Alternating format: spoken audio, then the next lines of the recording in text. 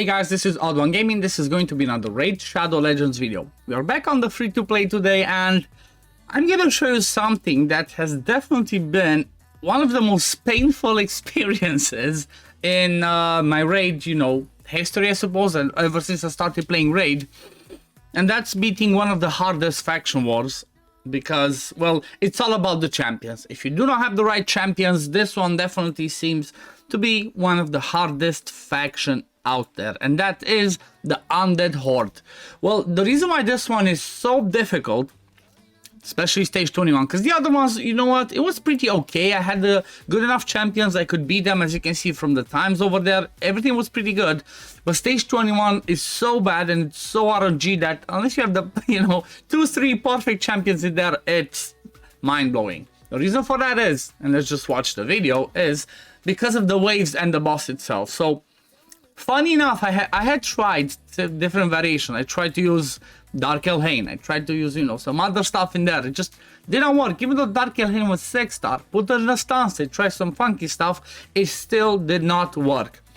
And the perfect combination that I noticed worked for me was these champions that you see over here. And it's all because you need to find a good balance of champions that helps you on the waves, and at the same time helps you on the boss part, because on the waves, if they actually get turned, you're basically dead. Especially the second wave, where there's 3 Valkyries, a Warcaster, and what's his name, a Errol, which was recently buffed like a few months back. So it was pretty difficult. Actually, let's watch the video while we're talking about it. So even the first one can be a little bit difficult because there's 2 Martyrs that hit really hard. Then even Luciaeas can hit. I mean, to be fair, everything in Faction Wars seems to hit pretty hard, unless you get to the point where you have a ton of good support or like extremely good gear. I still have gear that's decent. I'm still progressing through the game, and it's not the best. So trying to find the right balance of damage, survivability, and control was a little bit tricky. And I feel like the builds that I ended up having right now in this team are the right key. And I guess I'm gonna show at the end what the builds and what I'm talking about, but it's basically what I have in this team is I have 2 champions in a stun set. Then I have my Anax, which I did not change because Anax is my clan boss build. He's just here for damage. Anax doesn't do anything else, nothing too special, just left him in my clan boss build for damage. Then I had to swap my Seeker, even though Seeker is, again, he's in my clan boss team. I needed more control. The 2 people in stun set was just not enough. I just could not keep them controlled enough. So I just put my Seeker in Relentless with accuracy, tried to make him go as fast as possible and, help me control the waves. And this is what I needed. I needed the RNG of landing either the stuns or the sleeps or the provokes. So I kept trying to target the Valkyries, lower them down, keep them slept. Boom, as you see, another sleep. Then I tried to alternate, try to kill one. It's so painful, guys. Oh my god, this was really bad. But funny enough, one of the ones that was actually really good for this team and kind of surprised me, even though I expected to have to use him once I got here, but that's Seducer. The Void Rare here in the lead, he's actually amazing. If you build him in a stun set for this faction war, he can do some amazing stuff. He brings you the 45% chance to sleep on the A1 if you book him. He brings you an AoE hit on the A2, which again, paired with the stun set, can be amazing for control. And he also brings you the baby decrease attack. You know what? That helps a little bit if the Errol or the Warcaster hits you. And at the same time, it can help at the boss, because the boss's damage scales off of max HP, but also off attack. So if you can lower, if you can mitigate a little bit the damage that that boss does, well, that can go a long way. I did get a little bit of, I think a ton of good RNG, as you saw, with the sleeps and the stuns just landing at the right times at the right people. And also, as you can see over there, like, for example, I have Evil Eye on my Anax. I tried to take advantage of that. Whoever I saw that was close to getting a turn, I tried to Evil Eye to sleep, because I have 2 people that do sleep in this team. It's Errol and even Zelota. Zelota was actually pretty good for factionals overall, even though he's not the best champion in the game. But yeah, I always try to make sure I keep them controlled. Then I come back with Seeker, boom, I do the provoke, and then again sleep. See, I got lucky, I got the stun there again. So this round was definitely the lucky run. And honestly, I'm happy it happened. I'm not gonna lie, I've been doing this for the last 3 hours, guys. It's painful. For the last 3 hours, I kept trying to do this stage, and I started to hate myself and the game after doing this so much. And it made me realize I'm never making this, at least not in a rush, unless I do it like a chill. But I'm never gonna make a factual with just the endgame being lady and pushing like crazy, because ain't nobody got time for that, especially with, you know, if you've seen the video yesterday, a baby's gonna be on the way. I'm not gonna have the time to do that. So next year, if I'm gonna do a free-to-play series, it might just be endgame, might be lady arbiter, and that's about it. Maybe with some funky other stuff, or just casually enjoy it.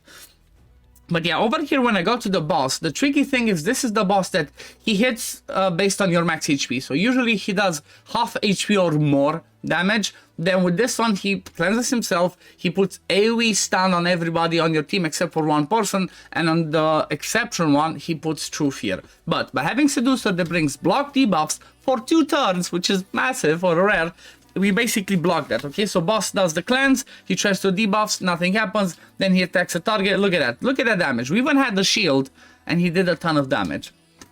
Then we started, you know, alternating with the skills again, trying to do as much damage to the boss, keep ourselves alive if we can. We don't have too much healing. We have some, you know, we have some Guardian set, one Guardian set. We have a little bit of healing from Zelota, but we don't have like a ton of things. I also have Grinner that's good as a reviver, but he's only single target revive, so he's not as good as a Gore Grab. If I had a Gore Grab, I'm quite sure this would have been 10 times easier.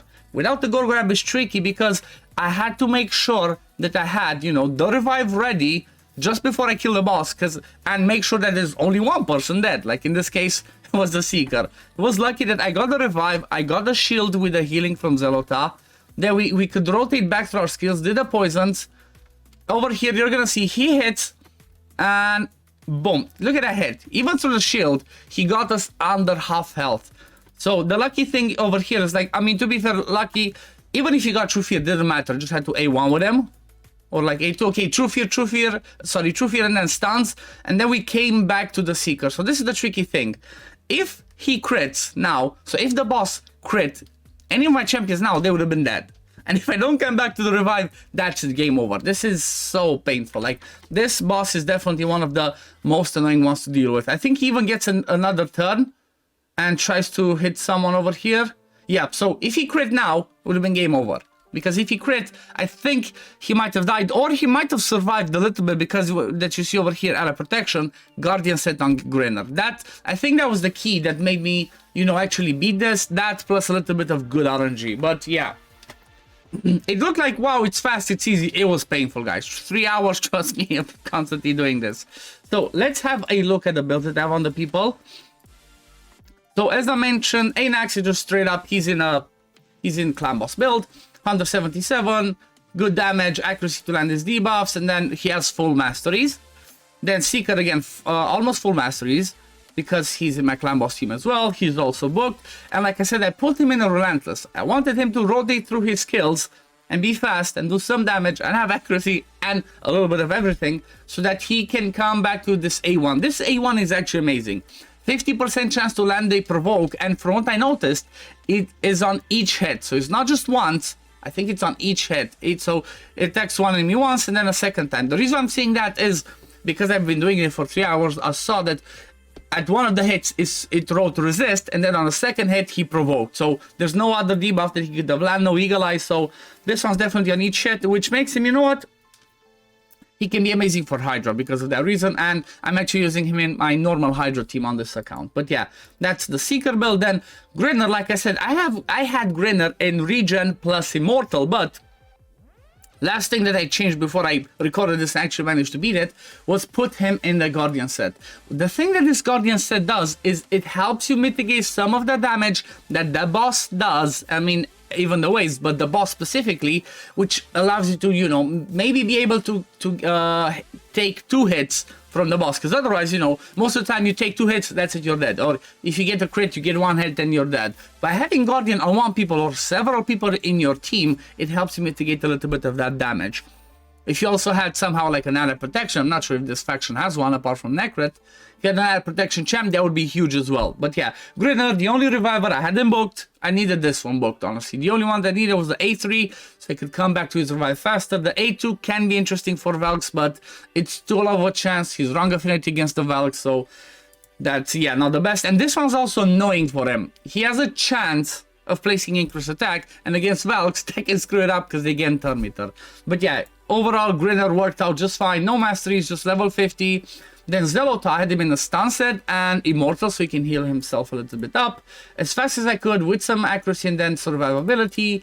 Not booked. So he's not booked because, you know what, the books would have only helped here, and there's too many books. I did not want to book him, and also I did not have enough books to book him. He's not the best, but he got the job done for me, and Zelota worked just perfect. And the champion that I just leveled today, like before I recorded this video, again, like half an hour ago, I was like, you know what, let me drop Dark Elhania, let me try Seducer. I got him to 50, put him in a stun set again with Immortal, so he heals himself. Got him decent speed. I would have liked, you know, more 200, 250, the more the better. with 200 plus accuracy, so he lands his debuffs. And then survivable, because, like I said, look at this, 45% chance to sleep on the A1. 100% chance to land decreased attack. Even though it's the baby version, it's an AoE hit paired with the stun set is just amazing. And then this one is increased defense and block debuffs on a 4-turn cooldown, but it goes on for 2 turns. So this is perfect for the boss. I wish the allied protection was also part of his kit, but this one only works when Temptress is in the same team. If this was not a condition, that would have been perfect. But you know what? It's a big version of it, so I guess he would have been an epic or higher if this was not behind being in the same team with Temptress. But yeah, that's no masteries for him. I did book him because I wanted everything booked, and also this was awesome because he brought the HP lead. You know, he also brought me the HP because otherwise I would have had to use the resist lead, which helped me with nothing. But yeah, this was one of the most annoying things I've ever done. But I finally managed to do it, guys. I'm 3 factions away from getting Lydia. I need Demon Spawn, and then I need Shadowkin, and then skin Sylvan Watcher script. And for all I've seen the Shadowkin, you might see me have a full team of 60s, because Shadowkin is extremely hard. I'm not gonna lie. I noticed because I don't have the perfect chance for it, I'm gonna have to 6-star everyone just to make sure that I do it and, you know, get it over with, because I have another like week and a half to do this, and that's my goal, and that's what I want to do. But yeah, this is gonna be it for the video today, guys. I hope you enjoyed this video. I hope this gives you some ideas about your Undead Hordes faction wars. And yeah, I hope you enjoyed my pain. Yeah, this is gonna be it. Thank you all for watching. As always, if you do enjoy my content, don't forget to like this video, subscribe to the channel to see when I upload next, and I'm gonna see you on the next one. Peace, love, take care, everyone. Bye, guys.